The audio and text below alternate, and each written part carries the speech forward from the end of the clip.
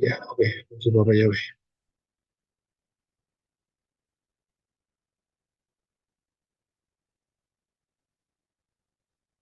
Ya, hari ini kita akan membahas Daftar Elohim dari Kejadian 18 dan 19 yang saya beri title yaitu Hari Yahweh. Ya, Hari Yahweh.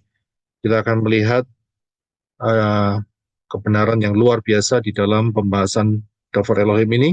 Seperti biasa, untuk dapat memahami Daftar Elohim, kita harus kembali ke sudut yang benar, yaitu pola akar Ibrani yang benar dengan sudut pandang yang benar, yaitu setelah kematian dan kebangkitan Yeshua HaMasyiah. Karena itu kita bisa mendapatkan kekayaan yang luar biasa dan di luar akar pola Ibrani yang benar dengan sudut pandang yang benar, miskin dan acak-acakan. Ya. Di tangan saudara ada Tanak dan Brit Gadasa, istilah di luar sana adalah perjanjian lama dan perjanjian baru yang sudah mencantumkan ayat-ayat sejak dari penciptaan Syamayim sampai Yerusalem yang baru. Ya, tinggal ayat-ayat itu saudara tempatkan dengan posisi yang tepat menurut pimpinan Roh Yahweh Elohim dan saudara akan melihat satu penyingkapan rahasia Daftar Elohim yang luar biasa, yang sangat lengkap, yang sangat berurutan, yang sangat presisi. Ya, seperti permainan puzzle. Ya, itu gambarnya saya berikan gambar kiri bawah.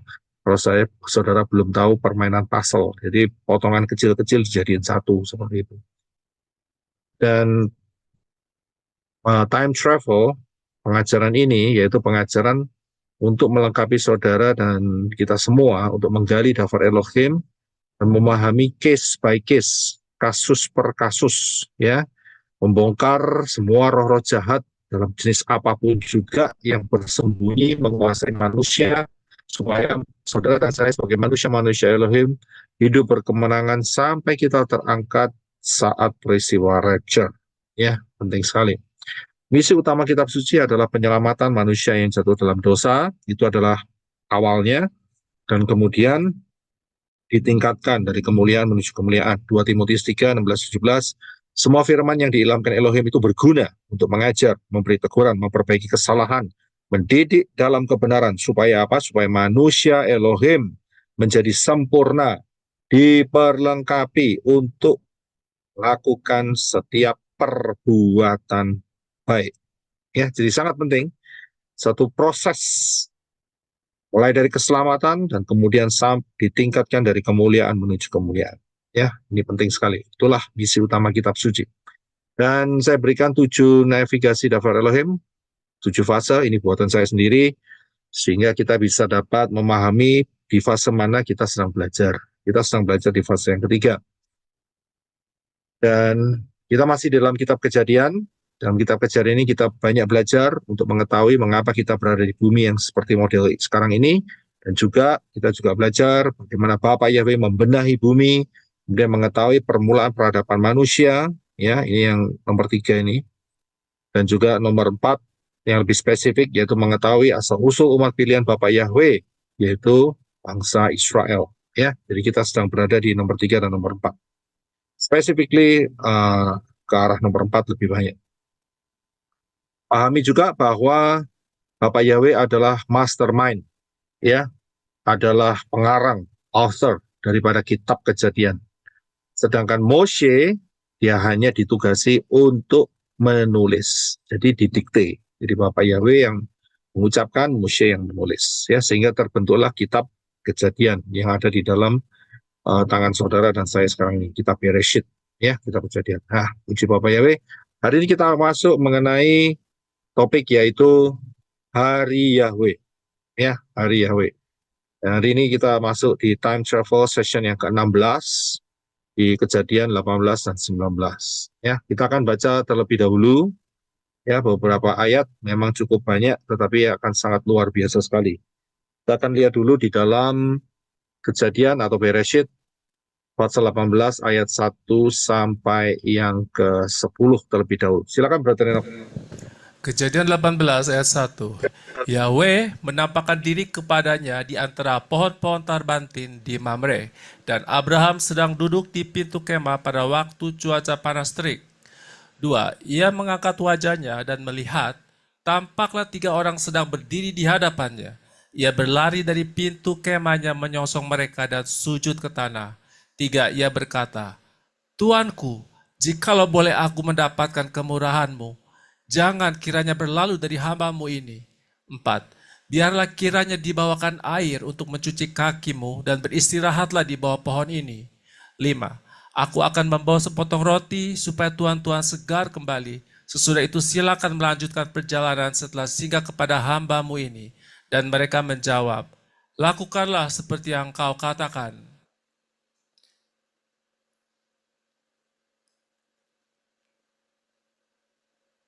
6. Lalu Abraham segera masuk ke dalam kemah dan berkata kepada Sarah, cepatlah, ambil 3 sukat tepung yang terbaik, remaslah itu dan buatlah roti bundar.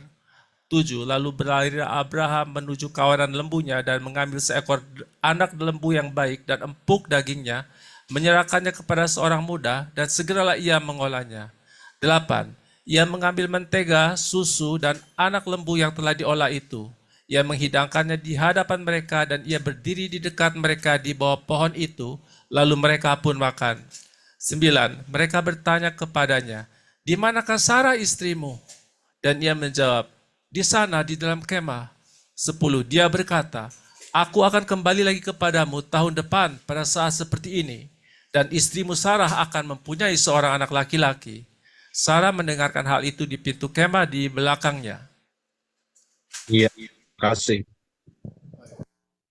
Kalau saudara lihat peristiwa di dalam Fatsal 18 ini, katakan bahwa Abraham saat itu sedang, bahasa Surabayanya itu leye-leye.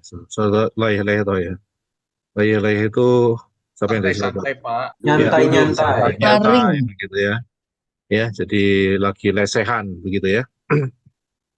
Dan tiba-tiba lihat ada 3 orang yang mendatangi.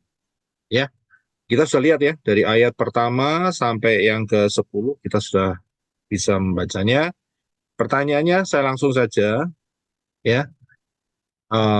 Saya akan berikan pengulangan sedikit yaitu dari ayat pertama sampai 8 dikatakan bahwa saat itu Yahweh menampakkan diri dan kemudian tampaklah 3 orang ya. Dan setelah itu Abraham bilang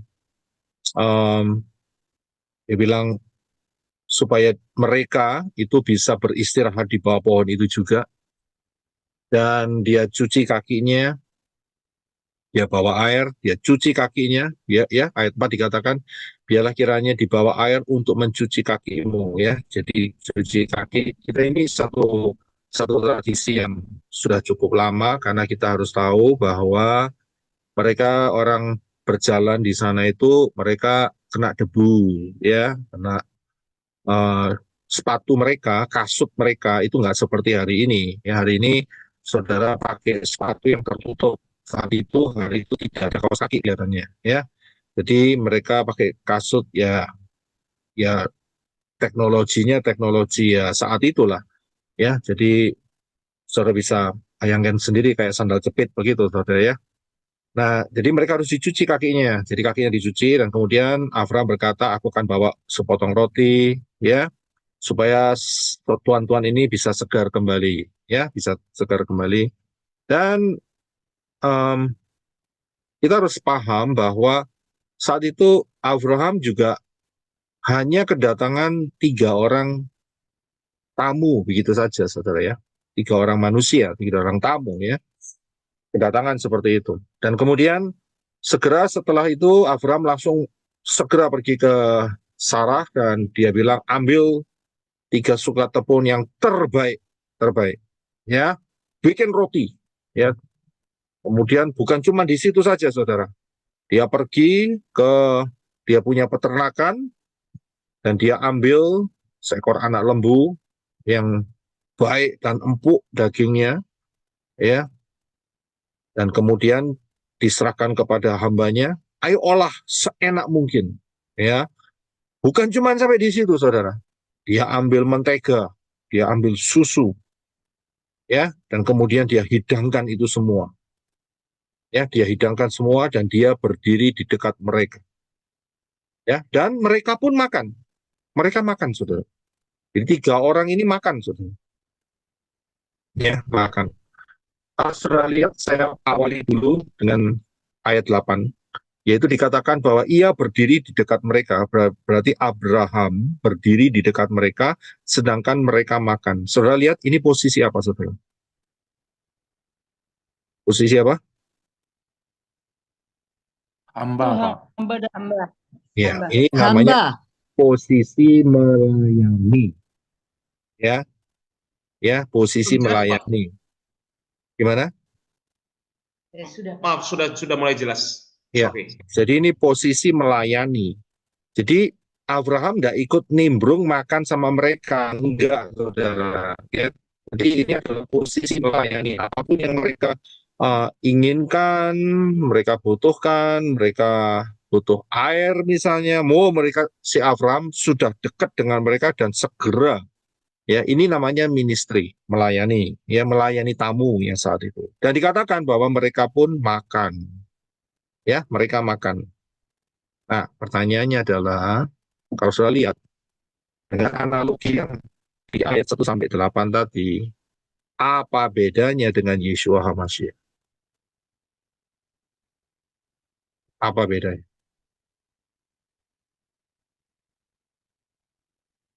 Beda, Pak. Bedanya di Mirip-mirip. mana? Tadi kan sudah dijelaskan bahwa Yahweh menampakkan diri kepada Abraham, betul ya? Kemudian ada 2 orang lagi yang mengikuti Yahweh, berarti itu malaikat-malaikat Yahweh. Dan mereka kakinya dibasuh, kemudian disiapkan roti, disiapkan hidangan, disiapkan steak, betul? Disiapkan butter, disiapkan susu. Itu makanan berkelas semua saat itu. Ya. Dan kemudian mereka makan. Ya. Nah, pertanyaannya adalah, apa bedanya dengan Yesus? Apa bedanya? Beda Boleh Pak, jawab, Pak? Yesus memberi makan Pak bagi jemaat-jemaatnya, bagi yang mengikutinya Pak. Maksud saya begini, apa bedanya antara 3 orang itu dengan Yeshua? Apa bedanya? Bukan masalah Yeshua melayani, ini bukan soal itu. Ya, apa bedanya 3 manusia itu dengan Yeshua? Mereka makan. Yeshua makan nggak? Makan. Yeshua pernah dicuci kakinya nggak? Betul, Pak. Nah, betul kan? Pernah dicuci kan kakinya? Bahkan Ya, dicuci betul, dengan Pak. air Iya, mata. di kakinya. Kemudian diseka Minyak. dengan rambutnya perempuan. Ya kan? Perempuan itu. Dikasih makan, dikasih minum. Tadi 3 orang itu dikasih susu. Susu itu kan bukan dimakan, diminum, saudara. Ya kan? Dikasih eh, mentega, dikasih roti. Yesus makan roti, ya kan? Makan. Apa bedanya 3 orang itu dengan Yesus? Izin Pak, 3 Ya, orang itu mengenakan tubuh kemuliaan dan mereka tetap bisa makan normali seperti manusia. Kemudian Yeshua itu dia dengan tubuh manusia seperti kita dan dia juga tetap makan. Mungkin seperti itu Pak. Pemahaman dari terima dia. kasih untuk jawabannya. Kita masukin inputnya dulu. Ada lagi yang mau mencoba menambahkan? Tadi dikatakan sama Sister Rice itu pakai tubuh kemuliaan, sedangkan Yeshua pakai tubuh biasa. Apa bedanya? Kan tadi dikatakan Yahweh menampakkan diri kepada Abraham. Apa bedanya Yahweh menampakkan diri dan Yeshua HaMashiach? Ada yang bisa? Oke, nggak masalah. Sudah harus paham. Oh, silakan, Sister Yeni.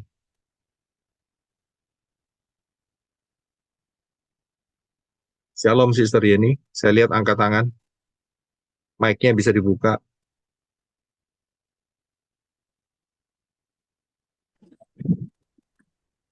Pada saat Yesua adakan perjamuan, makan dan minum, tapi pada saat Abraham tidak ada perjamuan. Nih, oke, kita rampung. Jawabannya bukan soal perjamuan. Memang ini adalah sistem perjamuan, namanya menjamu. Ya, ini tidak ada hubungannya dengan makan tubuh Yesua dan minum darah Yesua, nggak ada. Ini menjamu tamu. Satu aja terakhir, yaitu Ibu Helen, Sister Helen. Iya, ini kalau Yesua itu datang untuk melayani, tetapi ketiga orang itu datang untuk melakukan tugas yang diberikan oleh Abba Yahweh. Salah satunya Bapak Yahweh. Oh, Salah iya, satunya untuk Bapak Yahweh. Yang saya maksudkan bukan misinya, bukan. Apa yang menjadi perbedaan Yahweh yang menampakkan diri kepada Abraham dan Yeshua HaMashiach. Apa yang menjadi beda? bedanya yaitu kalau Abba Yahweh datang untuk melakukan tugas, kalau Yesua itu sebagai anak datang untuk melayani umat manusia. Ya, itu dari sisi tugas. Kita tidak ngomong dari sisi tugas. Oke, terima kasih untuk jawabannya. Ya, saya akan tunjukkan kepada saudara apa yang menjadi perbedaan saat itu Yahweh menampakkan diri kepada Abraham dengan Yeshua HaMashiach. Ya, saat Yahweh menampakkan diri kepada Abraham, kakinya dicuci nggak? Dicuci nggak? Cuci, Pak. Dicuci. Cuci, Pak. Dicuci ya. Kemudian pada saat Yahweh menampakkan diri pada Abraham, dia makan roti nggak? Makan. Makan, Pak. Makan. Dia minum susu nggak? Minum, Minum. Pak. Minum. Dia makan daging steak? Makan. Ya, Makan. Ya, oke. Jadi sama kan ya? Ya, perbedaannya di sini, saudara. Perbedaannya di sini. Bisa lihat?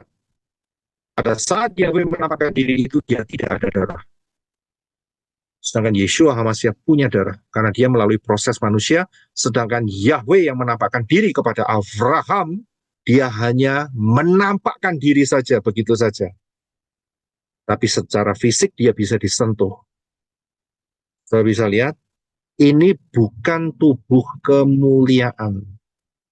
Tubuh kemuliaan itu nanti, kalau saat Yeshua mati dan bangkit, itu baru namanya tubuh kemuliaan.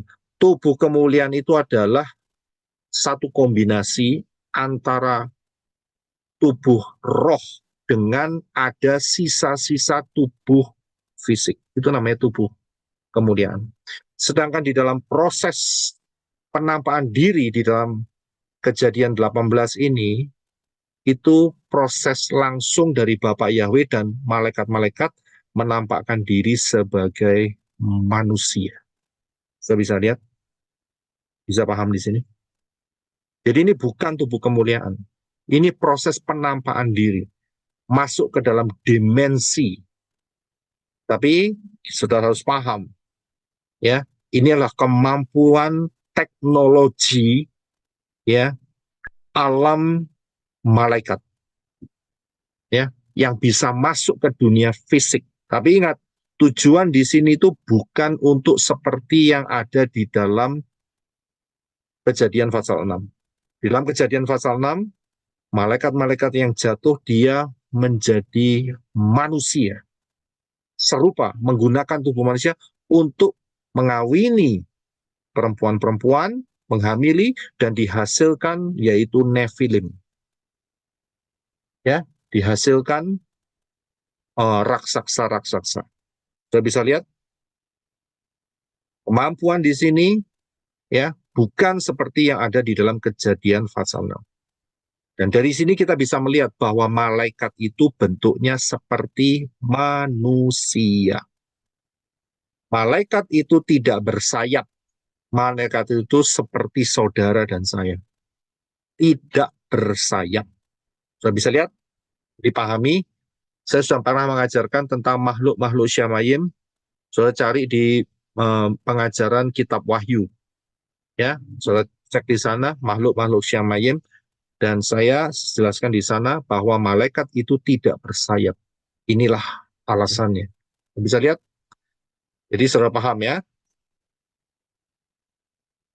Sedangkan Yeshua, dia harus melalui satu proses dari bayi, tumbuh umur 12, tumbuh lagi sampai umur 30, masuk baptisan, baru ministry.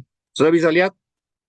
Dan dia ada kromosomnya Miriam. Kromosomnya Yosef tidak ada, karena kromosom dari yang laki-laki diwakili oleh satu kromosom, yaitu Alef, dari Bapak Yahweh sendiri.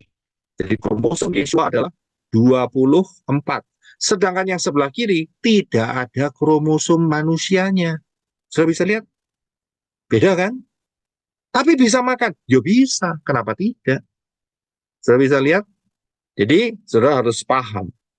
Nah, kalau saudara pernah membaca satu ayat yang dikatakan pas saat itu Yeshua bicara dengan ahli Torah atau orang Farisi saat itu ya.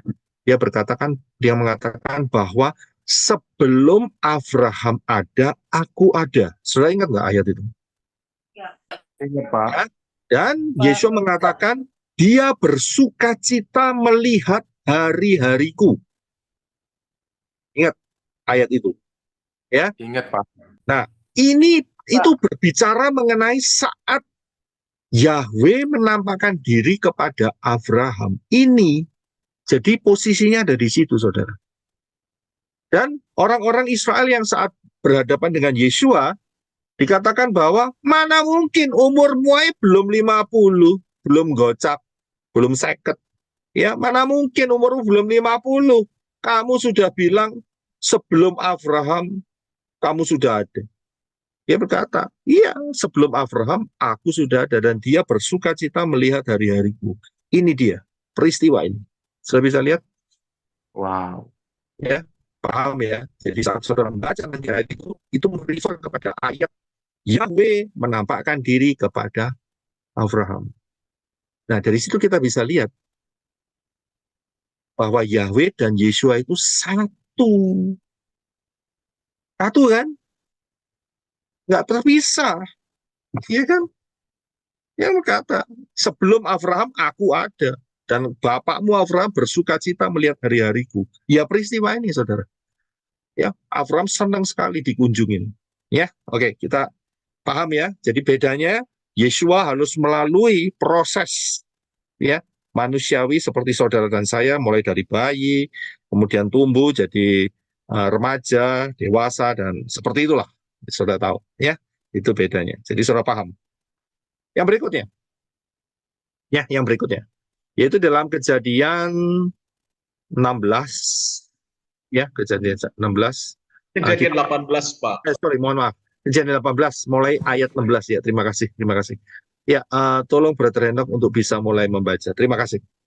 Kejadian 18 ayat 16. Berangkatlah orang-orang tersebut dari tempat itu, dan mereka memandang ke arah Sodom, dan Abraham pergi untuk mengantarkan mereka.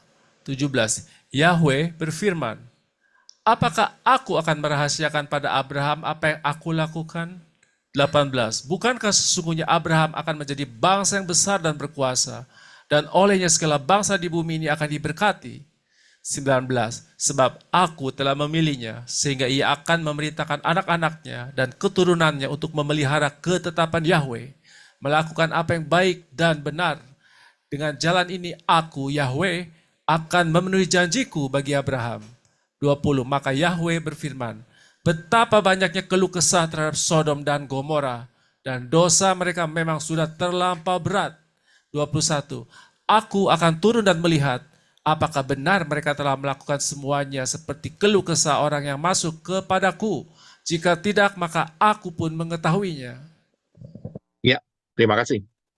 Nah, di dalam perikop ini, saudara perhatikan ayat yang ke-17. Ya, ayat 17. Di sini dikatakan Yahweh berfirman. Ya, ini terjadinya saat itu mereka sudah kenyang, sudah makan, ya, sudah makan-makan, sudah kenyang, ya, dan kemudian mereka berangkat ke Sodom. Ingat ya, Sodom saat itu seperti Taman Elohim. Betul ya, kita sudah belajar. Jadi modelnya kayak Taman Eden. Ya, sangat luar biasa, sangat luar biasa. Tidak seperti sekarang, saudara. Sekarang laut mati. Ya, laut mati. Sekarang sudah berubah. Tapi saat itu, Sodom, ya, kota Sodom, itu beautiful. Ya, luar biasa, cantik. Hijau, dan tempat bisnis, tempat yang luar biasa. Nah, mereka berangkat, ayat 16 dikatakan, berangkatlah orang-orang tersebut dari tempat itu, dan mereka memandang ke arah Sodom, dan Abraham pergi mengantarkan mereka. Nah, kemudian Yahweh ini berfirman. Dia berfirman itu dalam hatinya. Itu maksudnya begitu, saudara. Ya, dia dalam hatinya. Jadi, dia berkata, apakah aku akan merahasiakan pada Abraham yang apa yang aku lakukan? Ini Yahweh loh. Ingat ya, bahwa penulisan ini didikte dari Bapak Yahweh kepada Moshe. Jadi Moshe disuruh nulis. Jadi Yahweh yang cerita, Moshe yang nulis. Moshe bukan saksi mata, sekali lagi. Moshe bukan saksi mata dari Kejadian pasal pertama. Ya, Moshe bukan saksi mata. Jadi saat itu Bapak Yahweh, ya bahasa Jermannya itu batin. Terima kasih. Ya, jadi dia berpikir dalam hatinya, apakah aku akan merahasiakan pada Abraham apa yang aku lakukan? Dan dilanjutkan, bukankah sesungguhnya Abraham akan menjadi bangsa yang besar dan berkuasa, dan olehnya segala bangsa di bumi akan diberkati, dan seterusnya. Saudara perhatikan, ayat ini punya hubungan di sini, saudara. Yaitu di dalam Amos 3 ayat 7. Silakan perhatikan. Amos 3 ayat 7. Sebab Tuhan Yahweh tidak akan melakukan apapun kecuali Dia telah menyatakan rahasianya kepada hamba-hambanya para nabi. Ya, terima kasih. Perhatikan cara kerja Bapak Yahweh yang sangat mengasihi hidup saudara dan saya. Jadi dia akan menyatakan rahasianya sebelum melakukan segala sesuatu. Ada rahasia yang akan dinyatakan. Ajaib. Ya, supaya apa?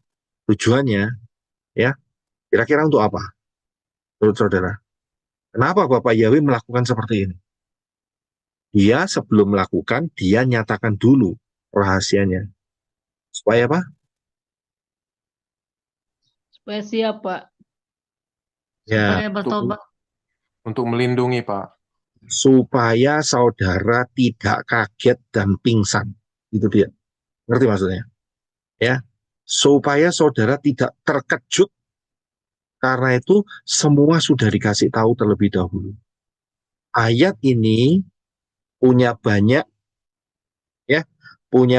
makna, tetapi kita harus paham bahwa di zaman kita sekarang ini pernyataan yang sangat luar biasa telah diberikan oleh Bapa Yahweh di dalam Yeshua HaMashiach supaya kita jaga-jaga karena tidak lama lagi rapture. Dengan menggunakan pola perhitungan Bereshit, pola perhitungan Akarit, rahasia 1290 hari dan 1335 hari, lihat Israel, lihat rapture, High Alert 2026, kita waspada, nggak kaget-kaget. Saya bisa lihat bagaimana Bapak Yahweh mengasihi saudara dan saya. Di detik-detik terakhir kita ditunjukkan rahasia yang sangat luar biasa. Kita ready, kita siap menjadi 5 gadis yang bijaksana, dan kita masuk di dalam rapture. Luar biasa nggak kasih Bapak Yahweh? Ya kan? Nah, kalau sampai mereka tidak mau menerima rahasia ini, mereka akan terkejut-kejut sampai pingsan-pingsan, saudara. Ngerti nggak? Ya kan? Saat rapture terjadi, yang mereka pikir mereka sudah ready, ternyata tidak ready. Tidak siap. Lah, apa nggak pingsan, saudara? Tapi saya lihat. Jadi, Bapak Yahweh itu luar biasa. Sebelum dia melakukan segala sesuatu, rahasia itu diberikan. Jadi kalau sampai saat ini di luar sana, ya, nggak percaya rapture, berarti saudara tidak mau menerima rahasianya Bapak Yahweh. Silahkan terkejut dan pingsan nantinya saat rapture terjadi. Ya, ingat, Penyesalan itu selalu datangnya awal atau akhir? Akhir. Akhir. Tidak ada penyesalan itu di awal. Penyesalan awal itu berarti proses pertobatan. Ya, jadi penyesalan itu adalah selalu datangnya terakhir, saudara. Saudara meremehkan rapture, saudara tidak ready, saudara meremehkan, ya, 5 gadis yang bijaksana, saudara remehkan, dan saudara tetap ada di posisi 5 gadis yang bodoh saat rapture terjadi. Ya, ada yang namanya pesta pingsan, pada pingsan semua. Ya, jadi hati-hati. Semua rahasia sudah diberikan. Hati-hati loh. Timingnya ini karena Yeshua matinya itu antara tahun 30-31 Masehi. Ya, hati-hati dan dikurangin aja. Saudara sudah bisa paham perhitungannya 3,5 tahun. Saudara bisa lihat, nih kalau sampai saudara tidak berjaga-jaga, pada rahasia ini sudah diberitakan, salahnya siapa? Bukan salah Bapak Yahweh, salah yang menerima. Ya, paham ya? Jadi ini pentingnya sekali. Karena itu, ya, saya mundur sedikit. Ayat 17, Kejadian 18 ayat 17 dikatakan, apakah aku akan merahasiakan kepada Abraham apa yang aku lakukan? Jawabannya adalah tidak. Segala sesuatu akan terbuka bagi orang-orang yang dekat dengan Bapa Yahweh. Luar biasa. Amin. Akan terbuka. Rahasia itu tidak disembunyikan. Bukan satu misteri lagi. Karena kamu, anak manusia-manusia lain, bukan berada di dalam gelap, tetapi kita ada di dalam terang. Itu sudah dikatakan oleh Rabi Saul, Rasul Paulus. Kamu bukan anak-anak gelap, tapi kamu ada di dalam terang, karena itu semuanya jelas.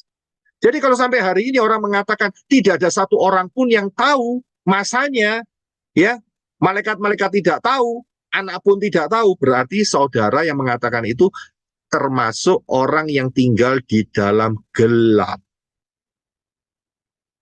Ya, karena rahasia ini jelas sekali, saudara. Rahasia ini sangat jelas sekali bahwa rapture sudah tidak lama lagi. Jangan pernah mengharapkan masih ada 20 tahun ke depan, tahun 2050, agenda 2040, 2050, 2100, 2200, 2300. Itu namanya bohong besar dari sisa. Bisa lihat? Jadi di dalam Bapa Yahweh, dalam Yesus Hamasiah, di dalam posisi yang baik dan benar, di dalam akar pola Ibrani yang benar, dengan sudut pandang yang benar, semuanya jelas. Tidak ada rahasia lagi, jelas, dan kita bisa ada di dalam kebenaran itu. Luar biasa. Ya, nggak ada misteri. Sangat ajaib. Kita expectation kita. 5 gadis yang bijaksana. Minyaknya sudah penuh. Pelitanya menyala. Sudah bangun, terjaga-jaga. Sebentar lagi. Rapture. Luar biasa kan? Ya, karena itu Bapak Yahweh menyatakan dengan dahsyat. Kalau sampai tidak bisa lihat ini, wow. Ya berarti orang itu tinggal dalam kegelapan. Kalau sampai menolak Yahweh dalam Yeshua HaMasiah, masih tetap pakai Allah dan Yesus, awas saudara. Ya, warning besar. Padahal sudah dinyatakan namanya adalah Yahweh di dalam Yeshua HaMasiah. Itu warning besar loh. Jangan macam-macam. Ya, hati-hati. Nah, Pak Yosef, boleh nanya sebentar? Mengenai yang silakan. apakah aku akan merahasiakan pada Abraham apa yang aku lakukan, ini apakah ada sidang ilahi di sini juga? Tidak ada. Tidak, oke, thank you. Ya, terima kasih. Jadi di sini Bapak Yahweh memberikan kepada Moshe, tulis seperti itu. Apa yang aku pikirkan. Begitu maksudnya. Ya, oke, puji Bapak Yahweh. Kita beranjak, yaitu di dalam ayat Kejadian 18, ayat 22 dan 20 sampai 25. Silakan Brother Reno. Kejadian 18 ayat 22. Beranjaklah orang-orang itu dari sana pergi menuju Sodom. Tetapi Abraham masih tetap berdiri di hadapan Yahweh. 23.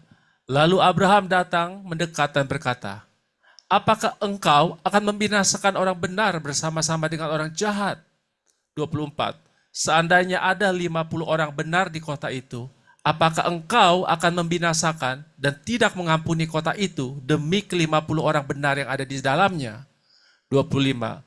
Jauhlah kiranya daripadamu melakukan hal seperti itu, yaitu menghukum mati orang benar bersama orang durhaka, seolah-olah orang benar itu sama dengan orang durhaka.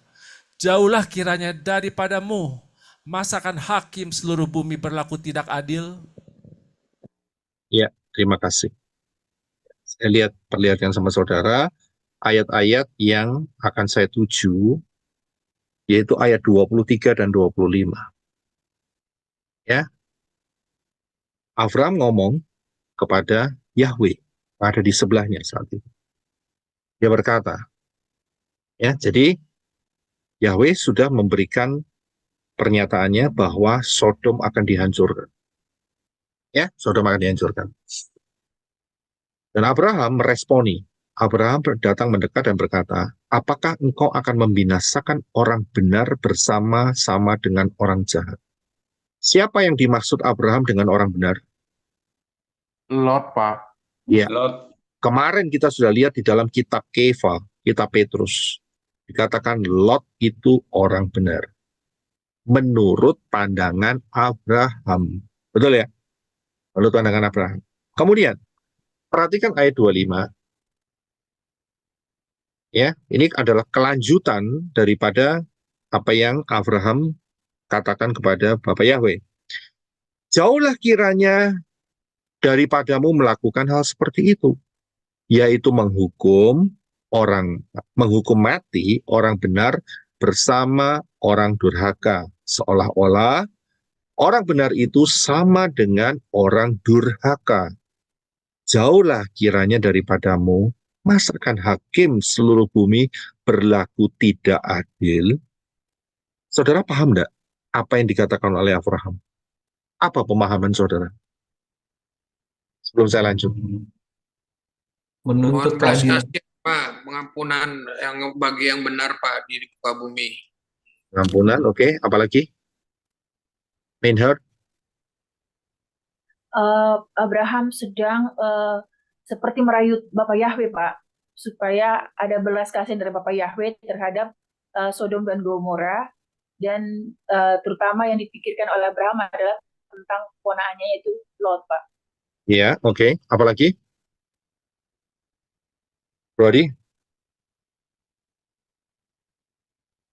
Iya, Pak. Abraham ingin menggugah hati Bapak Yahweh, Pak, karena statement Abraham mengatakan masa raja adil, Tuhan yang maha adil berbuat hal yang tidak adil Iya. atas Sodom dan Gomora. Oke. Saudara paham ya bahwa Abraham mengenali bahwa di depannya itu adalah hakim yang adil. Betul ya? Dikatakan seperti demikian kan? Hakim yang adil. Masakan hakim seluruh bumi berlaku tidak adil? Dia recognize loh. Abraham tahu loh. Dengan siapa dia berbincang-bincang. Dengan hakim seluruh dunia yang adil. Bisa lihat? Brother Daniel mau nambahin? Oh, enggak, cuma mau bilang berusaha bernegosiasi sama Bapak Yahweh. Memang bernegosiasi. Memang posisinya saudara benar, semua bernegosiasi. Saudara bisa kembangkan nggak ayat apa yang dikatakan oleh Abraham? Kembangkan sampai posisi hari ini. Bisa dikembangkan nggak? Apa maknanya? Kalau saudara bisa mengembangkan. Ini saya bicara soal stereogram. Ngerti ya stereogram ya? Yang belum stereogram, saudara lihat pengajaran stereogram. Ya, saudara kalau bisa kembangkan apa yang dikatakan oleh Abraham, sampai hari ini, saudara akan menemukan jawabannya. Ini luar biasa. Ayo, saya beri kesempatan. Bisa ngembangkan nggak ayat itu? Silakan. Saya beri 3 saja, setelah itu saya akan lanjutkan. Oke. Sister Belda.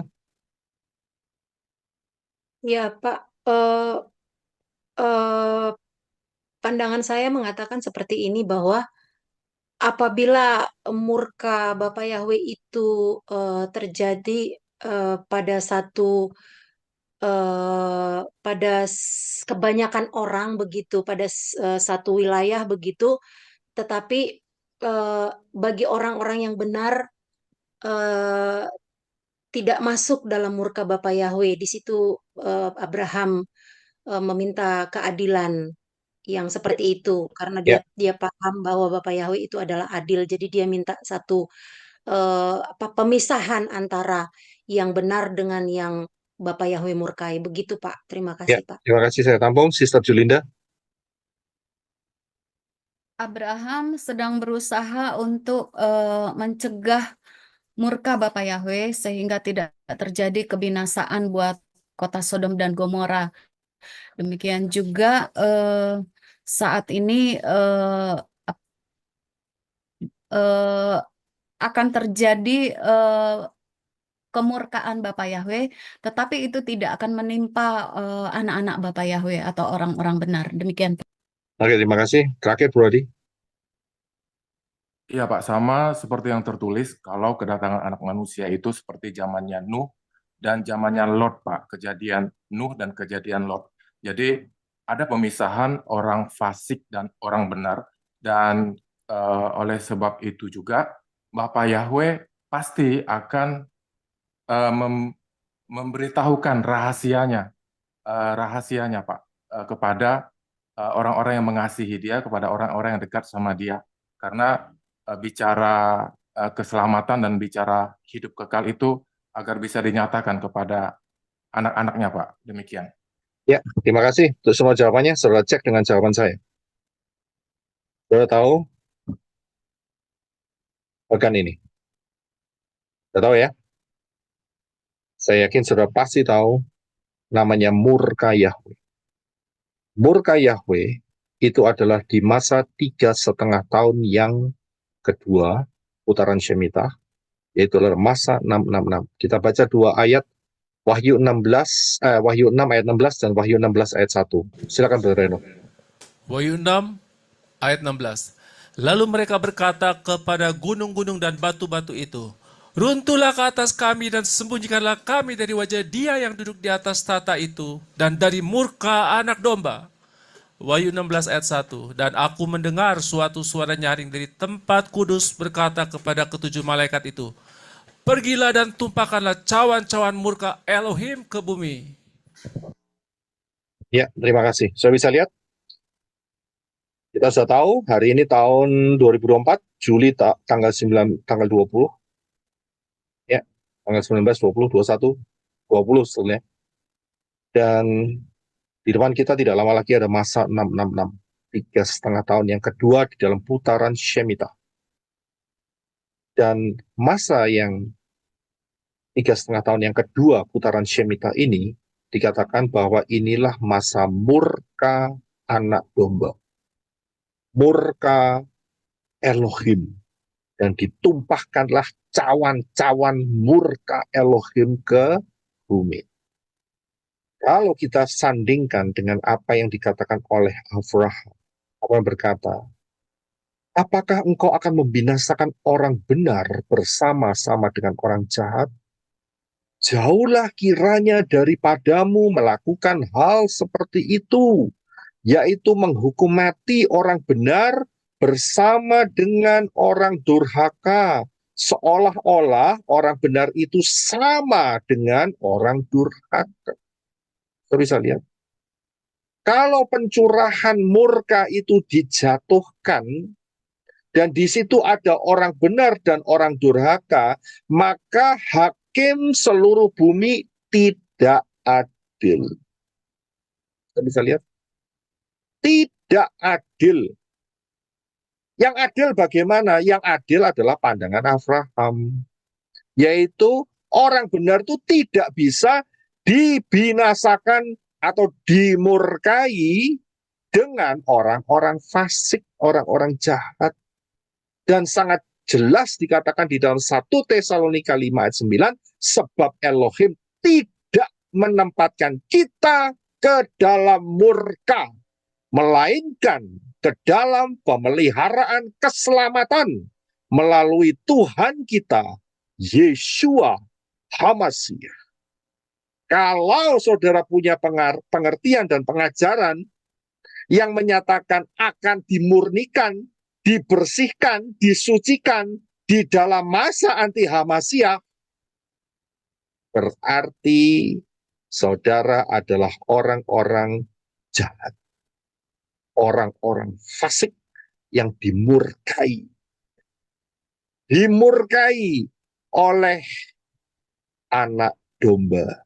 Kenapa? Karena dihukum bersama-sama dengan orang jahat. Kita bisa lihat, dari sinilah ayat ini menyatakan orang benar tidak akan dihukum atau dimurkai bersama-sama dengan orang fasik di masa kemurkaan. Manakah masa kemurkaan? Tidak lain adalah 3,5 tahun yang kedua. Itu khusus untuk orang jahat, itu untuk orang durhaka, itu untuk orang fasik. Bagaimana dengan orang benar? Jawabannya adalah bagaimana dengan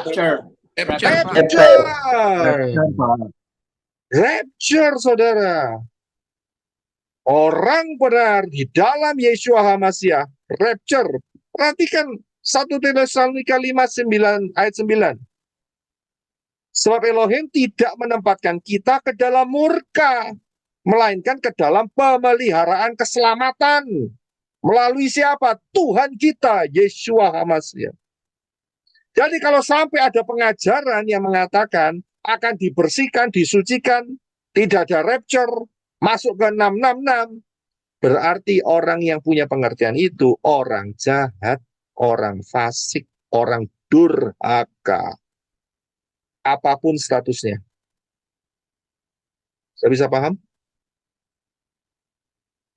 Gak peduli dia gembala, penginjil, evangelis, pastor, kita bisa lihat mengajarkan masuk masa 666, selfie dengan anti Hamasiah. Berarti mereka adalah golongan evangelis, golongan pastor, golongan penginjil, golongan hamba-hamba yang jahat, dan orang-orang durhaka. Mengapa? Karena mengharapkan dimurnikan, disucikan di dalam masa 666. Mengerikan tidak? Mengerikan.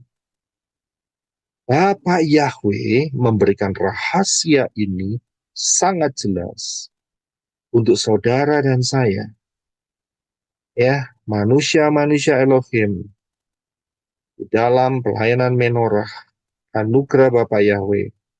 Asal kita tetap menjadi 5 gadis yang bijaksana, kita tidak ditempatkan di bawah murka Elohim, tetapi kita berada di dalam tudung pemeliharaan keselamatan melalui Yeshua HaMasiah, Tuhan kita. Luar biasa tidak? Rapture betul-betul ada. Ya, ini dahsyat loh. Ayat Kejadian 18 itu mencakup sampai hari ini loh, saudara.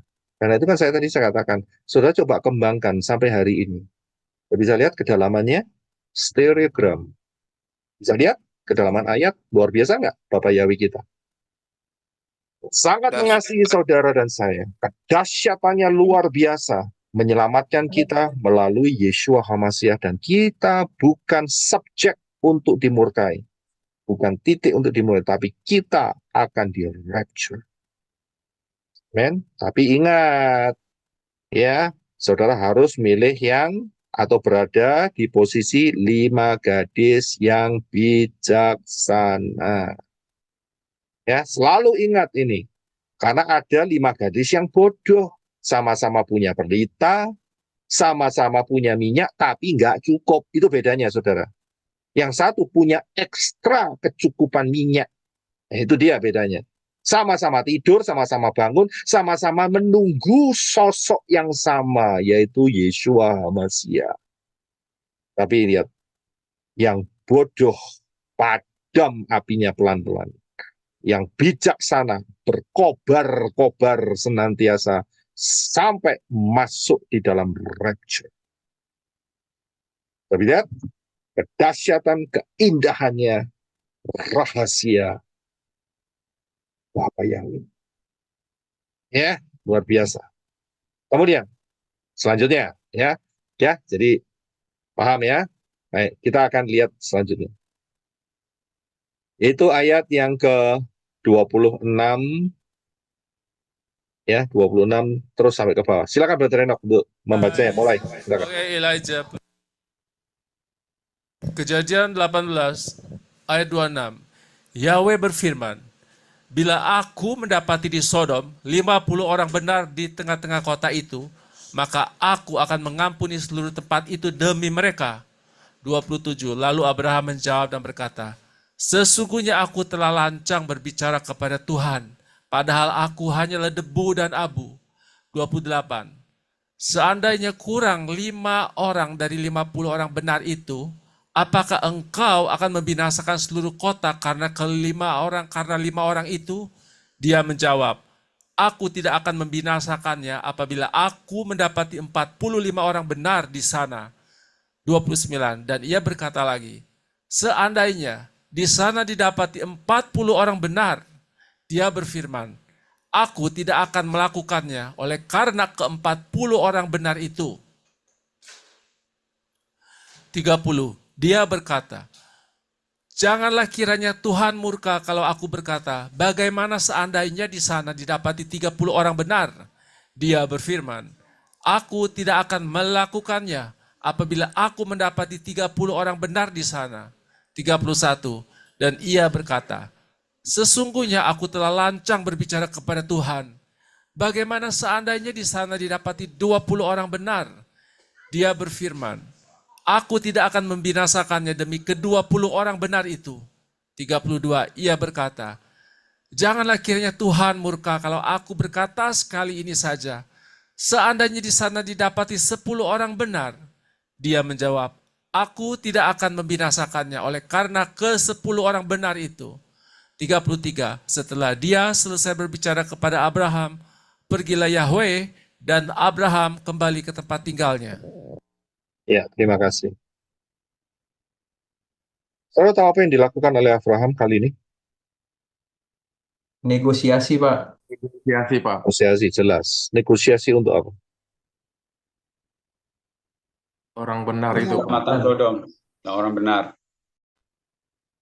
Untuk Ya, menyelamatkan Lot, Pak. dia negosiasi untuk Lot dan keluarganya.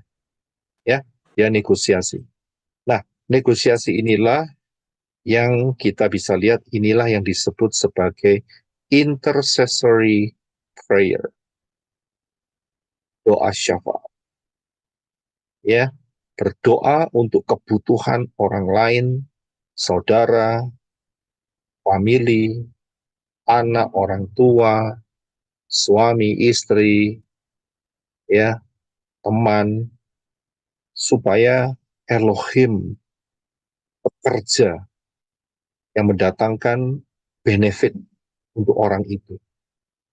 Apa yang kita lakukan hari Kamis di sini atau Jumat, ya, saat kita berdoa setiap minggu, itu adalah intercessory prayer. Salah satunya. Karena kita tulis nama-nama dari saudara kita, dari siapa itu namanya, dari famili, dari teman, ya. Kita mohonkan supaya Bapak Yahweh berkemurahan hati. Di detik-detik terakhir sebelum rapture ini mereka dapat diselamatkan. Kalau bisa mereka di rapture. Begitu. Kalau tidak, mereka masuk di mana? Golongan mana?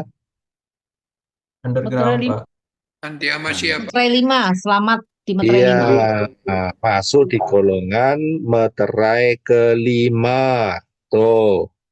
Ya, terima kasih jawabannya.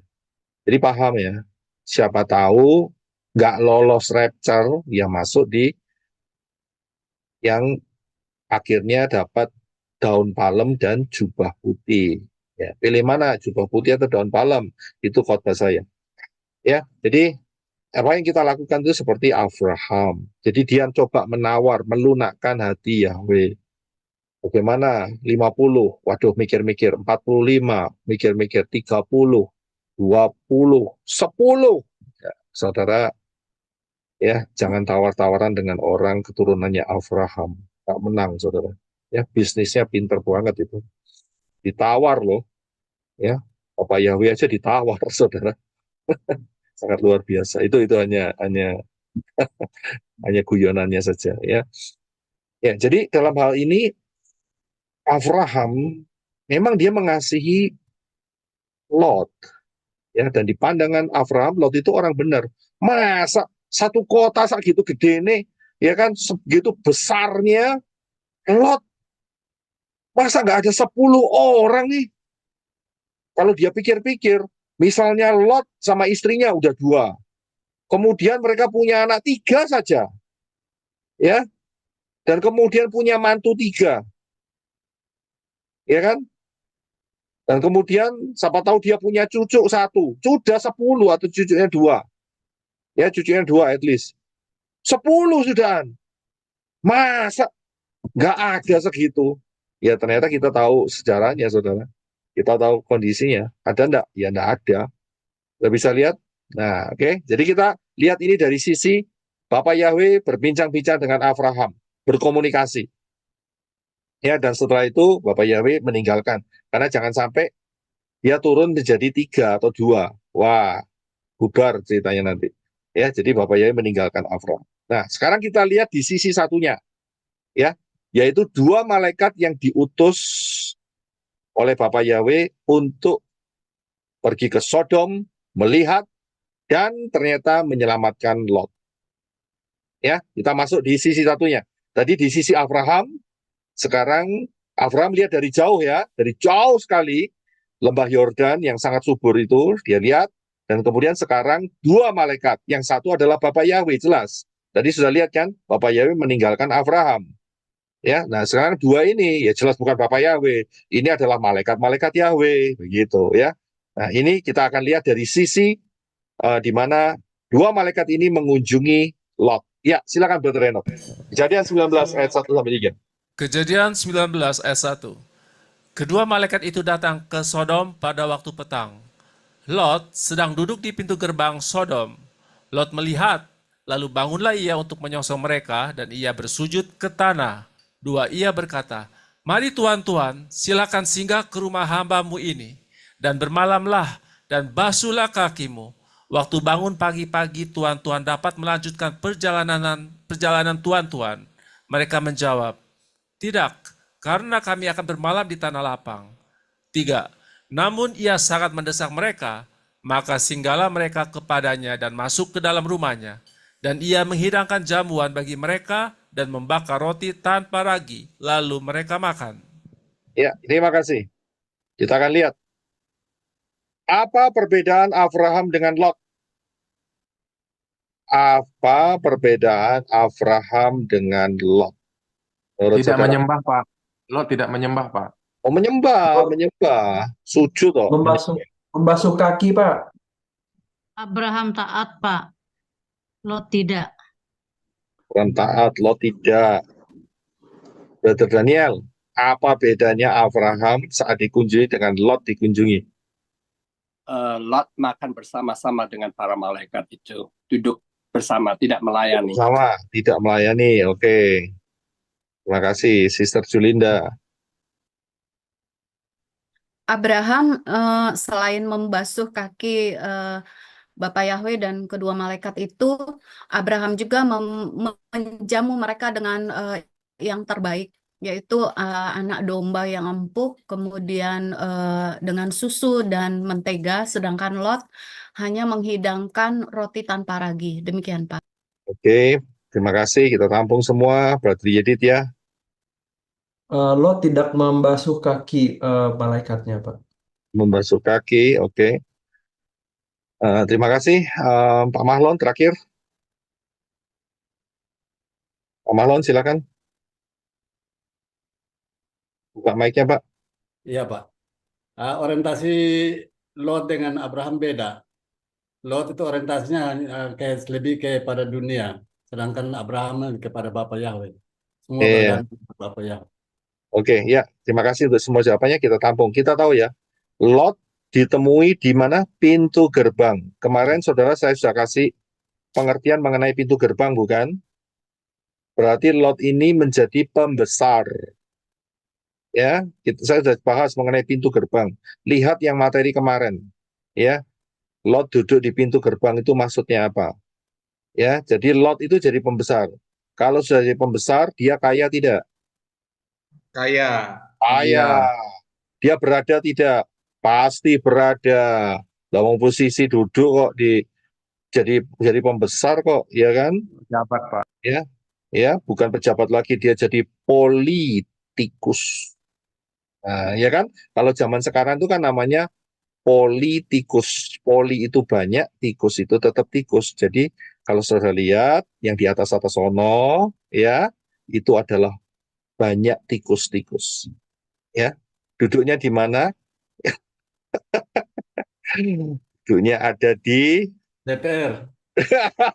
Pak Mahlon yang ngomong loh ya. Di dalam.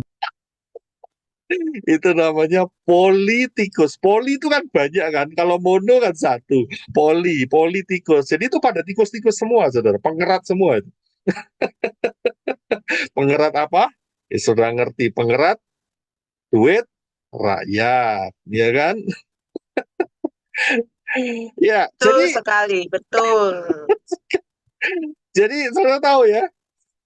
Jadi dia itu berada enggak? Berada. Punya posisi, punya duit jelas. Punya properti kok. Punya rumah kok di Sodom, kota Sodom itu kayak metropolitan, saudara. Ya, pertanyaannya apa yang menjadi perbedaan Abraham dengan Lot? Ya, sebetulnya jawaban ini yang tepat itu sudah dijawab sama Sister Julinda, yaitu mengenai penaburan. Bedanya itu di penaburan, saudara. Ya, apa yang dilakukan Abraham, perhatikan bagaimana dia menjamu para tamunya dibanding dengan Lot menjamu para tamunya. Coba bandingkan. Ini merupakan penaburan. Ya, kalau kita lihat, kita sudah baca ayatnya. Abraham dia menjamu dengan 3 sukat tepung terbaik. Anak lembu yang empuk dagingnya diolah itu lama, saudara. Masak steak itu lamanya setengah mati, saudara. Belum lagi mentega susu anak lembu diolah. Banyak hal yang luar biasa. Ya, itu ngolahnya lama, persiapannya lama. Ya, itu kayak mempersiapkan nasi Padang, saudara. Ya kan? Banyak macamnya, enak-enak lah. Sedangkan untuk Lot, dia hanya menjamu dengan roti tanpa ragi. Ya, buatnya cepat, kerasnya setengah mampus, ya kan? Keras sekali kan? Itu bisa copot itu kalau buatnya salah, roti tak beragi itu. Kan keras, saudara. Apalagi yang giginya bermasalah, bisa patah itu. Saya bisa lihat beda jamuannya. Yang satu nasi Padang, yang satu crackers. Ya, jadi saya bisa membedakan penaburannya berbeda. Disinilah satu rahasia, yaitu beda penaburan, beda masa depan. Jadi jangan remehkan soal penaburan, saudara. Beda penaburan, beda masa depan. Perhatikan masa depan daripada Abraham. Begitu dia penaburannya, maka tertulis dalam Kejadian 18 ayat 10. Dia, yaitu Yahweh berkata, aku akan kembali lagi padamu tahun depan. Pada saat seperti itu. Pada saat seperti ini. Dan istrimu Sarah akan mempunyai seorang anak laki-laki. Dan kita tahu namanya siapa? Ishak. Anda bisa lihat, ini tes ada seseorang atau ya kita lihat 3 orang ya dan 2 orang yang mengunjungi mereka sama-sama sujud ya, tetapi lihat penaburannya beda, hasilnya juga beda. Sedangkan untuk roti tanpa ragi ya, yang hidangannya roti tanpa ragi, crackers, lihat ya apa yang menjadi masa depan Lot. Sebab kami akan membinasakan tempat ini karena keluh kesah tentang mereka sangat besar di hadapan Yahweh, dan Yahweh telah mengutus kami untuk membinasakannya. Saya bisa lihat beda penaburan, beda masa depan. Ya, pilih mana? Saudara putusin sendiri. Selanjutnya, Kejadian 19 ayat 4, 5, dan 6. Silakan, Dr. Reno. Kejadian 19 ayat 4. Tetapi sebelum mereka tidur, orang-orang lelaki dari kota Sodom itu, dari yang muda sampai yang tua, bahkan seluruh kota, tidak ada yang terkecuali datang mengepung rumah itu. 5. Mereka berseru kepada Lot, di manakah orang-orang yang datang kepadamu malam ini? Bawalah mereka keluar kepada kami, supaya kami pakai mereka. 6. Lalu keluarlah Lot menemui mereka ke depan pintu, tetapi pintu ditutupnya di belakangnya. Ya, terima kasih. Ya, ini sebetulnya pasal 18-19 ini pasal yang terkenal ya, sering kita baca. Ya, LAI sebetulnya menggunakan kata supaya kami pakai mereka. Artinya apa ini? Artinya apa? Menyetubui, Iya, perkosa. Mau disodomi. iya. Sodomi, Pak. Jadi saudara paham, ya karena LAI menggunakan kata yang tidak tajam, ya, menggunakan kata supaya kami pakai mereka, ya. Sedangkan di IMB dikatakan ayat yang kelima, dan mereka berseru kepada Lot dan berkata kepadanya, di manakah orang-orang yang datang padamu malam ini? Bawalah mereka keluar pada kami supaya kami dapat menggauli mereka. Yang keluar siapa? Ayat 4. Dan sebelum mereka duduk makan, belum makan loh ini, ya, pria-pria dari kota itu, yaitu pria-pria, bukan wanita-wanita loh ya, pria-pria Sodom, mulai dari yang muda sampai yang tua, sak kampung, sak kota, saudara, bahkan seluruhnya tanpa terkecuali. Gila nggak? Satu kota mau memperkosa 2 malaikat. Ya, jelas mereka lihat bahwa malaikat ini maskulin. Iya toh? Bentuknya kan seperti manusia, nggak ada sayapnya, saudara. Ya, nggak ada sayapnya. Ya, jadi bentuknya itu manusia dan maskulin. Maskulin itu laki-laki. Katakan mereka dapat, supaya kami dapat menggauli mereka. Saudara bayangkan, saudara, spirit apa yang ada di dalam manusia-manusia satu kota ini. Bayangin, pria-pria dari kota itu dari muda sampai tua, bahkan seluruhnya tanpa terkecuali. Ya, suatu spirit yang mengerikan sekali. Ya, jadi kita bisa paham, dan spirit ini mulai merambah ke seluruh dunia.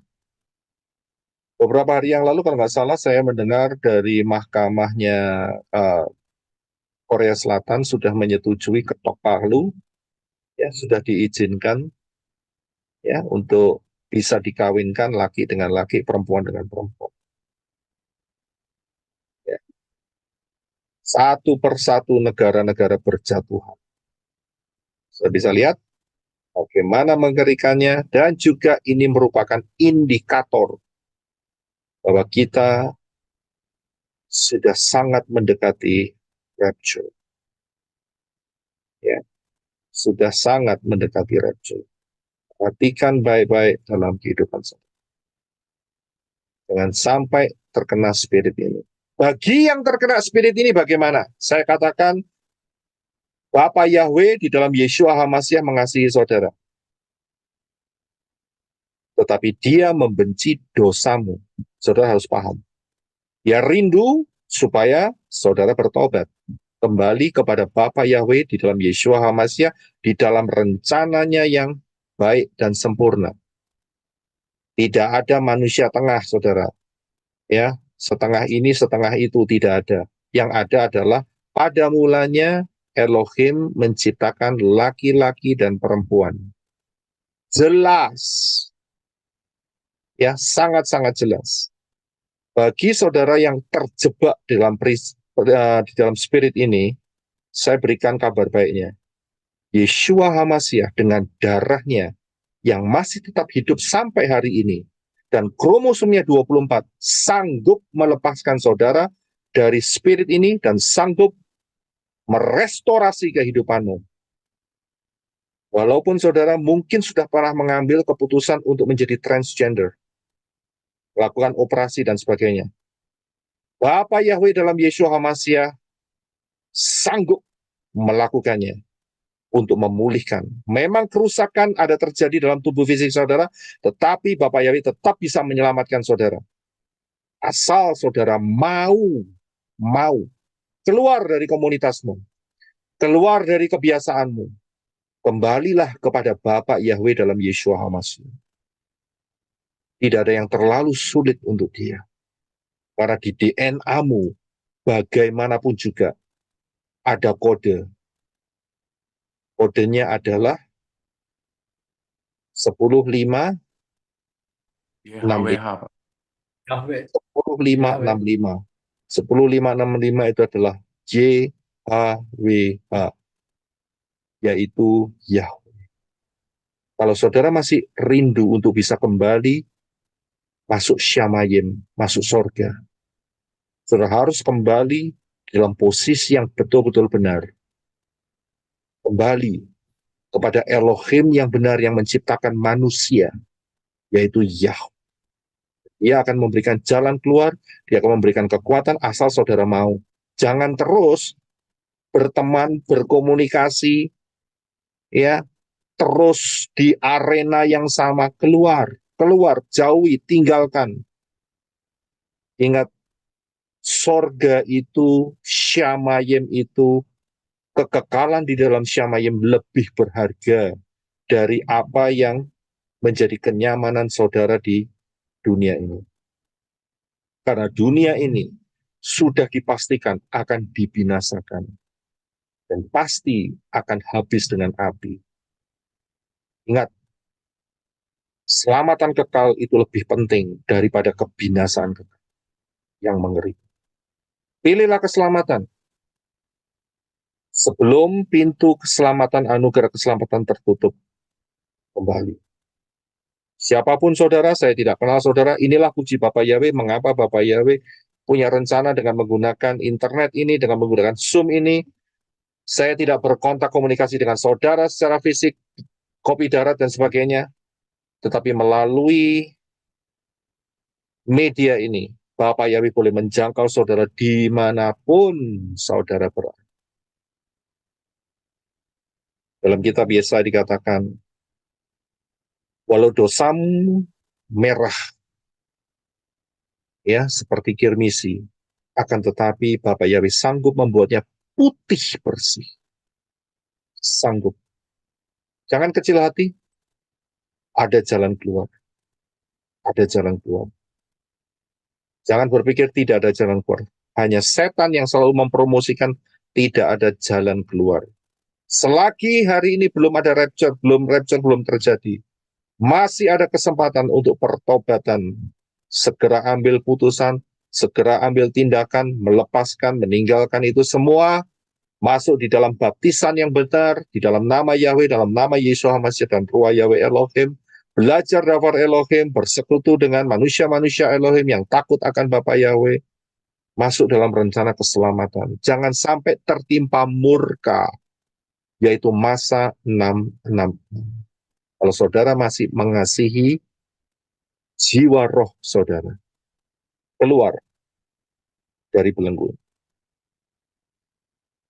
Bapak Yahweh sanggup melakukan, Ruah Yahweh Elohim akan sanggup melakukan. Yang diperkecil hati. Ya.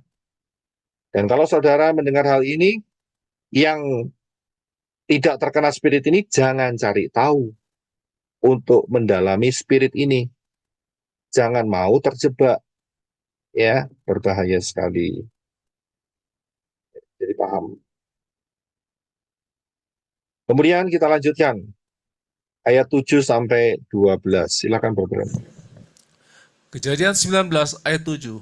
Dan ia berkata, saudara-saudaraku, tolonglah jangan berbuat jahat. 8. Lihatlah sekarang, padaku ada 2 orang anak perempuan yang belum pernah mengenal pria. Biarlah aku membawa mereka keluar kepadamu dan perbuatlah kepada mereka apa yang baik di matamu, asalkan kamu tidak melakukan sesuatu pada orang-orang ini.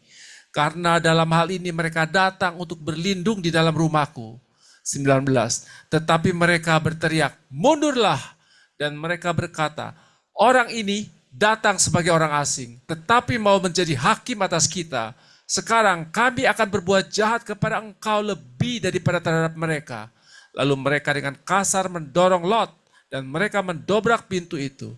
10. Tetapi orang-orang itu mengulurkan tangan mereka dan menarik Lot ke arah mereka ke dalam rumah, lalu menutup pintunya.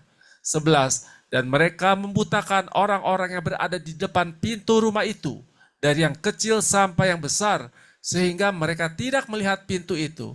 12. Dan orang-orang itu berkata kepada Lot, siapakah yang masih ada di sini bersamamu? Bawalah keluar dari tempat ini anak-anak lelakimu dan menantu laki-lakimu dan anak-anak perempuanmu dan siapa saja kaum keluargamu yang ada di kota ini. Ya, terima kasih. Kita lihat apa yang menjadi perkataan Lot pada orang banyak yang sudah kerasukan dan kegilaan itu. Dia mau menyerahkan kedua anak perempuannya yang belum pernah mengenal pria, itu maksudnya belum pernah melakukan hubungan seks. Dan mereka, maksudnya si Lot mau menyerahkan 2 anak perempuannya itu kepada seluruh orang laki-laki dari besar sampai kecil di kota itu tanpa terkecuali untuk diperkosa. Rame-rame. Saya bayangkan. Ya. Dan Lot berkata, asal kamu tidak mengganggu orang-orang yang datang. Di daerah-daerah Arab situ ya, daerah-daerah situ, daerah Timur Tengah, itu dulu itu punya suatu custom atau tradisi, ya, bahwa kalau ada orang yang berlindung kepada mereka, ya, itu mereka akan mati-matian untuk berusaha untuk melindungi. Itu ada custom, ya, ada custom seperti itu. Bahkan customnya itu seperti ini, saudara. Jadi kalau orang itu minta perlindungan atau bertamu begitu ya, dan dia tanyain, kamu barangmu apa saja? Dan dia kalau tahu customnya atau tradisinya, dia harus menunjukkan seluruhnya sampai detail. Nah, dia akan aman, ya, dia akan aman. Tapi kalau sampai ada yang disembunyikan, orang itu akan dibunuh. Itu ada custom seperti itu. Juga ada custom. Ya, ini rodok miring juga sih custom. Namanya manusia sudah jatuh dalam dosa, ada customnya seperti ini ya. Custom itu tradisi ya. Jadi kalau ada tamu yang berkunjung ya ke satu suku dan malamnya dia boleh diizinkan untuk meniduri istrinya, istri dari ketua suku itu juga ada seperti itu. Itu anggaplah custom-custom dunia yang sudah kacau balau lah. Ya, kita fokus di masalah ini saja. Karena mungkin saudara pernah mendengar custom-custom itu ya, tradisi-tradisi itu, karena itu saya sedikit sampaikan. Nah, kira-kira apa yang terjadi? Mengapa hal ini bisa terjadi? Mengapa Lot itu bisa punya pemikiran menyerahkan kedua putrinya ya, yang belum pernah bersetubuh dengan laki-laki, karena dia memang punya apa itu namanya? Punya mantu ya. ya, punya mantu, dan belum masuk dalam perkawinan, dan si Lot ini mau menyerahkan kedua anak perempuannya kepada orang banyak itu, laki-laki dari seluruh kota. Apa yang menyebabkan hal ini bisa terjadi? Meinhard, silakan. Ya, baik Pak. Menurut saya begini Pak, Lot memiliki asumsi bahwa semua laki-laki yang sedang mengepung rumahnya itu adalah laki-laki yang penyuka sesama jenis. Artinya bahwa ketika dia menyerahkan anaknya, kedua anak ini pasti tidak akan diperkosa. Seperti itu Pak. Ya, oke, terima kasih. Mungkin bisa seperti itu, tetapi ingat bahwa spirit yang satu ini itu adalah spirit yang kejam. Dia tidak akan memandang laki atau perempuan. Ya, dia tidak akan memandang laki atau perempuan. Ini spirit yang kejam. Nah, hal yang terjadi di atas itu karena satu hal, yaitu karena yang tertulis di dalam kitab Keifa. Lot sudah lihat itu kejahatan dan dia tidak mau meninggalkan tempat itu. Coba dibaca sekali lagi, Brother Henok, 2 Kepa 2 ayat 7-8, ILT dan LAI. Terima kasih.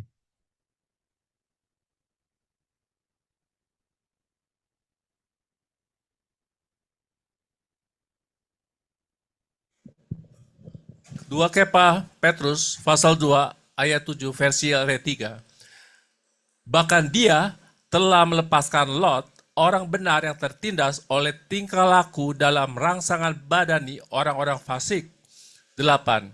Karena hari demi hari dalam penglihatan dan pendengaran orang benar yang tinggal di antara mereka, hal itu terus menyiksa jiwa yang benar dengan perbuatan-perbuatan durhaka. 2 Kepa Petrus ayat 7 versi LAI. Tetapi ia menyelamatkan Lot, orang yang benar, yang terus-menerus menderita oleh cara hidup orang-orang yang tak mengenal hukum dan yang hanya mengikuti hawa nafsu mereka saja. 8. Sebab orang benar ini tinggal di tengah-tengah mereka dan setiap hari melihat dan mendengar perbuatan-perbuatan mereka yang jahat itu, sehingga jiwanya yang benar itu tersiksa. Ya, terima kasih. Saya bisa lihat, kita lihat pergerakan Lot dari pengajaran yang kemarin, bahwa Lot saat dia mendekat kepada Sodom, pertamanya mendekat, kemudian dia tinggal di Sodom, kemarin sudah saya bahas, dan kemudian dia menjadi pembesar di Sodom. Bisa lihat? Ya. Dia lihat semua kejahatan itu dan dia tidak meninggalkan. Inilah yang menyebabkan pola pikir daripada Lot terkontaminasi. Bisa lihat? Jadi pola pikirnya terkontaminasi dengan kejahatan. Ya, saudara paham? Inilah yang menjadi penyebab. Hati-hati. Dengan siapa saudara bergaul? Siapa teman saudara? Komunitas saudara? Jangan sampai meracuni, mengkontaminasi pikiran saudara yang berujung keselamatan saudara akan hilang. Ya, sayangilah jiwa roh saudara karena ada syamayim. Kalau saudara tidak menyayangi jiwa roh saudara, ya silahkan untuk bisa memilih yang satunya, lautan api. Begitu saja. Hati-hati dengan apa yang saudara ada di sekitar saudara. Ya, mengerikan sekali. Dengan siapa saudara bergaul, itu akan saudara punya teman dekat siapa. Itu kalau orang-orang itu adalah orang-orang yang mencemooh Yahweh dalam Yeshua. Satu kali nanti nggak lama, nggak cepat, lambat atau cepat, pikiran saudara akan sama-sama terkontaminasi, yaitu saudara akan menjadi pencemooh Yahweh. Ya, itu satu natural daripada human. Ya, hati-hatilah. Saya akan lanjutkan. Kita akan lanjutkan sesi penghabisan, ya, yaitu hukuman yang dijatuhkan. Silakan Brother Henok untuk baca ayat 13 dan seterusnya. Terima kasih. Kejadian 19 ayat 13. Sebab kami akan membinasakan tempat ini karena keluh kesah tentang mereka sangat besar di hadapan Yahweh, dan Yahweh telah mengutus kami untuk membinasakannya. 14. Lot keluar dan berbicara kepada kedua menantunya dan ia berkata, bangunlah, keluar dari tempat ini, karena Yahweh akan membinasakan kota ini. Tetapi oleh kedua menantunya ia dianggap sedang bergurau. 15. Dan ketika fajar menyingsing, malaikat-malaikat itu mendesak Lot dan berkata, bangunlah, ajaklah istrimu dan kedua anak perempuanmu yang ada di sini, supaya kamu jangan dibinasakan bersama penghukuman kota ini. 16. Karena mereka berlambat-lambat, maka orang-orang itu memegang tangannya dan tangan istrinya dan tangan kedua anak perempuannya, sebab Yahweh berbelas kasihan kepadanya, dan mereka membawanya keluar, lalu melepaskannya di luar kota itu. 17. Mereka menuntunnya keluar, lalu berkata, selamatkanlah nyawamu, jangan menoleh ke belakang, dan jangan berhenti di lembah, larilah ke pegunungan, supaya engkau jangan dibinasakan. 18. Lot berkata kepada mereka, janganlah demikian, Tuhan. 19. Hamba-Mu telah mendapatkan belas kasihan di mata-Mu, dan kasih setiamu yang besar telah menyelamatkan jiwaku. Namun jika melarikan diri ke pegunungan itu, aku tidak sanggup, sehingga bencana itu akan menimpaku dan aku akan mati. 20. Lihatlah, di sana ada kota yang dekat untuk melarikan diri, dan kota itu kecil. Izinkanlah aku menyelamatkan diri ke sana. Bukankah kota itu kecil, supaya jiwaku dapat diselamatkan? 21. Dan ia menjawab kepadanya, baiklah, aku telah mengabulkan permohonanmu juga untuk hal ini, dengan tidak menghancur leburkan kota itu, karena apa yang telah engkau katakan. 22. Cepatlah, larilah ke sana, karena aku tidak dapat berbuat apa-apa sebelum engkau tiba di sana. Itulah sebabnya nama kota itu disebut Zoar. 23. Matahari telah terbit di atas bumi, dan Lot tiba di Zoar. 24. Yahweh telah menurunkan hujan belerang dan api dari langit, dari Yahweh ke atas Sodom dan Gomora.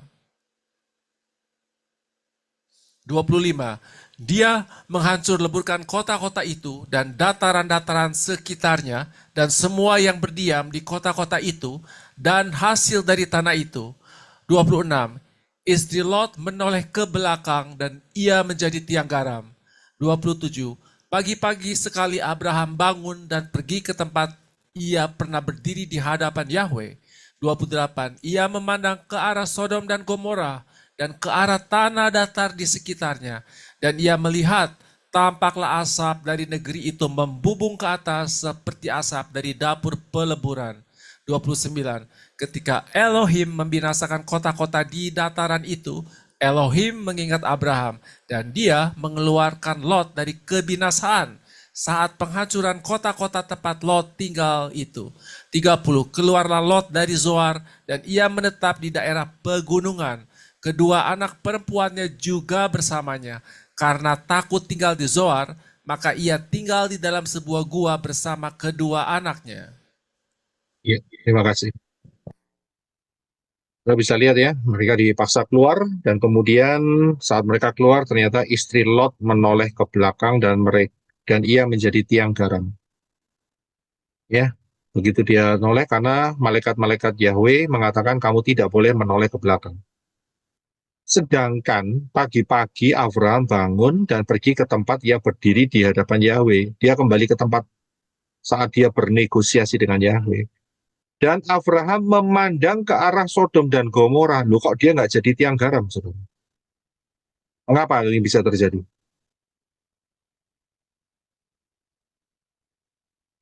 Mengapa? Ya, Adeline, silakan. Istri Lot lebih memikirkan harta bendanya. Ya, terima kasih. Ya, saya langsung saja untuk mempersingkat waktu. Jadi memang passion, apa itu passion? Kerinduan, keinginan, hasrat. Ya, terima kasih Wisnu. Tepat sekali, hasrat.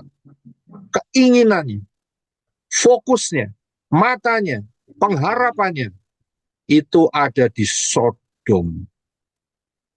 Dan itulah yang menghancurkan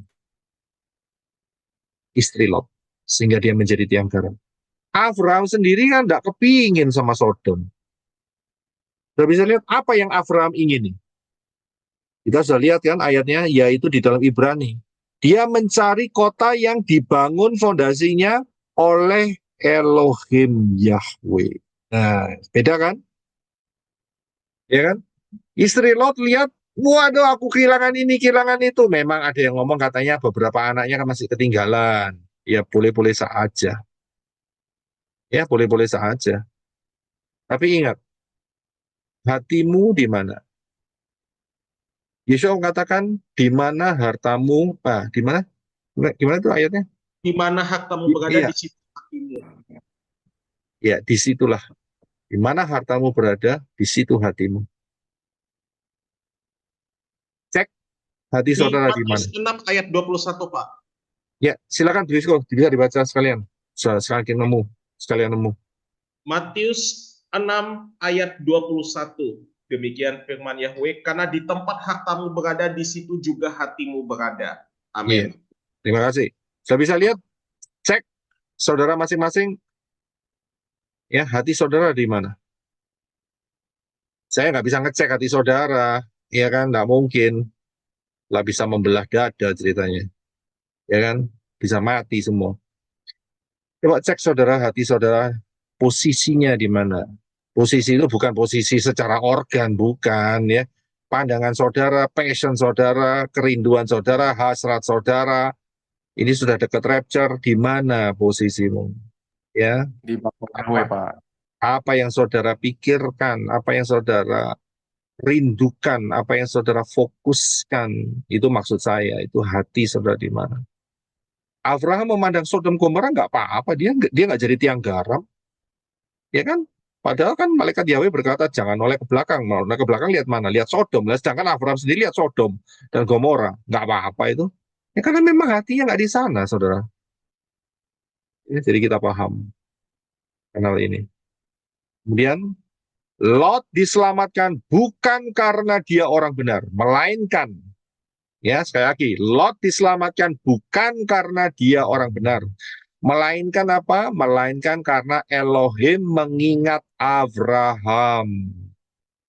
Ya, ayat 29, ketika Elohim membinasakan kota-kota di daratan itu, Elohim mengingat Abraham dan dia mengeluarkan Lot dari kebinasaan. Jadi, gara-gara Abraham, nek coba Elohim tidak mengingat Abraham, ya Lot binasa. Sudah. Jadi, gara-gara Abraham. Ya. Jadi inilah yang diperhitungkan oleh Elohim. Nah, sekarang dikatakan tadi, Kejadian 19:30, keluarlah Lot dari Zoar, dia menetap di pegunungan, kedua anak perempuannya juga bersamanya. Oh, ini belum dibaca ya, Brother Enoch bisa baca? Terima kasih. Kejadian 19 ayat 30. Keluarlah Lot dari Zoar dan ia menetap di daerah pegunungan. Kedua anak perempuannya juga bersamanya. Karena takut tinggal di Zoar, maka ia, yaitu Lot, tinggal di dalam sebuah gua bersama kedua anaknya. Ya, terima kasih. Saya garis bawahi kata gua. Saudara ngerti ya maksudnya ya? Dia tinggal di mana? Gua itu dengan kata lain apa? Kuburan. Kuburan. Terima kasih, terima kasih. Ya, jadi saudara paham kan? Seperti Abraham, Yisak, Yakov, Sarah, Lea itu dikubur di Gua Mahpela. Jadi mereka tuh meletakkan bangkai-bangkai manusia, ya tubuh-tubuh manusia, mayat-mayat manusia itu di dalam gua. Jadi gua itu adalah tempat kuburan sebetulnya. Disitulah setan-setan berkerumun, ya kan? Kalau menurut cerita-cerita sekarang kan di setan-setan banyak kerumun di kuburan. Salah satunya, ya karena itu terjadilah peristiwa ini. Ini sebagai penutup Kejadian 19 ayat 31 sampai 38. Silakan Brother. Kejadian 19 ayat 31. Yang sulung berkata kepada adiknya, ayah kita sudah tua dan tidak ada pria di tanah ini yang datang menghampiri kita seperti kebiasaan di seluruh bumi. 32. Marilah kita memberi minum anggur kepada ayah kita, lalu kita tidur dengannya supaya kita dapat meneruskan keturunan dari ayah kita. 33. Mereka memberi ayah mereka minum anggur malam itu, lalu masuklah yang sulung dan tidur dengan ayahnya. Dan ia tidak mengetahui saat yang sulung itu tidur maupun saat ia bangun. 34. Keesokan harinya berkatalah yang sulung kepada adiknya, "Lihatlah, tadi malam aku telah tidur dengan ayahku. Malam ini kita memberi ia minum anggur juga, lalu masuklah, tidurlah dengannya. Dan kita akan meneruskan keturunan dari ayah kita." 35. Pada malam itu mereka juga memberi ayah mereka minum anggur. Lalu bangkitlah yang lebih muda dan tidur dengannya. Dan ayahnya tidak mengetahui saat yang muda itu tidur maupun saat ia bangun. 36. Lalu mengandunglah kedua anak perempuan Lot itu dari ayah mereka. 37. Yang sulung melahirkan seorang anak laki-laki dan ia menamainya Moab. Ia adalah leluhur Moab sampai sekarang. 38. Yang bungsu juga melahirkan seorang anak laki-laki dan ia menamainya Ben-Ami. Ia adalah leluhur kaum Amon sampai sekarang.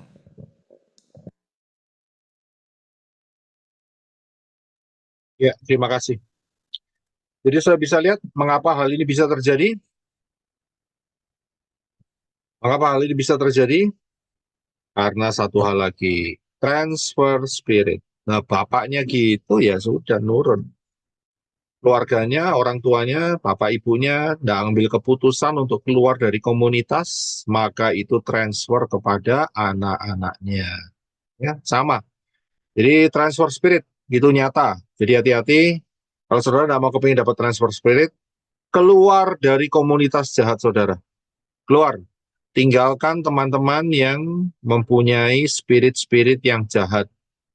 Saudara jangan berpikir spirit-spirit jahat itu adalah spirit-spirit pembunuhan, pencurian, pemerkosaan. Bukan, itu spirit-spirit, memang spirit jahat, tapi spirit jahat ini adalah spirit-spirit yang menjauhkan saudara dari kebenaran Dafar Elohim yang baik dan benar, yaitu posisinya yang benar. Kita masih dipengaruhi dengan hal-hal pengajaran-pengajaran yang buruk, itu sama dengan transport spirit, ya. Jadi spirit jahat itu bukan cuma tindakannya jahat, tetapi ada niat jahat dan kedepannya juga jahat karena ujung-ujungnya tidak masuk rapture, saudara, tidak ikut rapture, tidak ikut pengangkatan, ya. Saudara paham? Dan inilah perkataan Yeshua.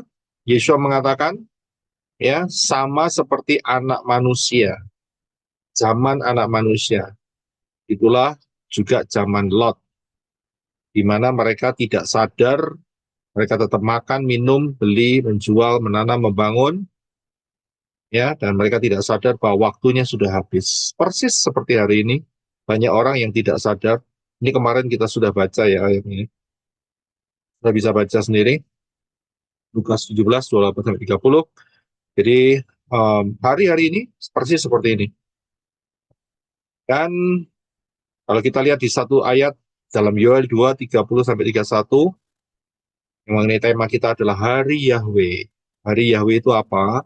Silakan Brother Enoch untuk baca Yoel 2, 30-31. Yoel 2 ayat 30. Dan aku akan memberikan tanda-tanda di langit dan di bumi, darah dan api serta gumpalan-gumpalan asap. 31. Matahari akan berubah menjadi gelap dan bulan menjadi darah sebelum datangnya hari Yahweh yang dahsyat dan menakjubkan. Iya, terima kasih. Kalau tahu maknanya hari Yahweh? Hari Yahweh itu adalah hari penghukum. Kapan terjadinya? Tidak lama lagi, karena sebentar lagi kita sudah memasukin tahun-tahun terakhir sejak kejatuhan Adam dan Hawa, dan tidak lama lagi akan rapture. Bagi yang tidak rapture, akan masuk di dalam masa murka anak domba, yaitu 3,5 tahun kedua dari putaran Shemitah, yaitulah masa 666, masa anti Hamasya. Siapa yang mau lolos, tidak mau masuk di dalam masa anti Hamasya, saudara harus cepat-cepat mumpung masih pintu terbuka. Itu keselamatan datang dari bangsa Yehudi, ya, yang di dalam fondasi yang benar, bukan rabbinik, bukan Talmud, yaitu adalah Yeshua HaMashiach, karena Yeshua HaMashiach itu adalah orang Yahudi, ya, namanya bukan Yesus, jadi Yeshua, masuk pintunya Yeshua, Yodshin Waw Ayin itu tidak bisa dibaca Yesus, bacanya Yeshua, ya, itu yang betul. Kemudian berserulah kepada nama Yahweh akan diselamatkan, masuk dalam baptisan, di dalam nama yang benar, nama Yahweh, nama Yeshua HaMashiach, dan Ruah Yahweh Elohim sebagai meterai keselamatan hidup saudara. Ingat ya, baptisan itu adalah awal perjalanan saudara bersama dengan Ruah Yahweh Elohim. Dan kemudian belajarlah anak dan Brigadasa, perjanjian baru, istilah di luar sana, dengan pola yang benar dan sudut pandang yang benar. Ya, kemudian belajarlah terus penuh dan dipimpin oleh Ruah Yahweh Elohim, itu berjalan dengan Ruah Yahweh Elohim. Sampai kita semua terangkat dalam rapture, mengenakan tubuh kemuliaan, berjumpa dengan Yeshua HaMashiach di awan-awan, dan tinggal bersama Yeshua HaMashiach di awan-awan untuk selama-lamanya. Bapa Yahweh dalam Yeshua HaMashiach memberkati. Haleluya. Shalom. Amin. Amin. Amin. Ya.